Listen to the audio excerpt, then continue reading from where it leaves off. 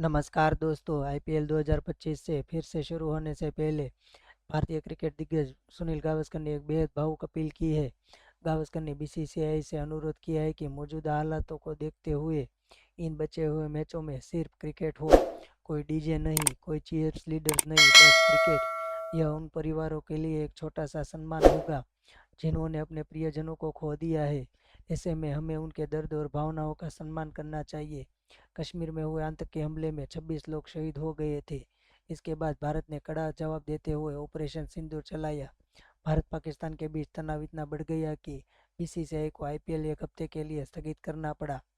अब जब 17 मई से आईपीएल फिर से शुरू होने जा रहा है तो गावस्कर चाहते हैं कि क्या हम इतना नहीं कर सकते कि इन आखिरी 17 मैचों में सिर्फ क्रिकेट को देखें और इन शहीद परिवारों को भावनाओं का आदर करें।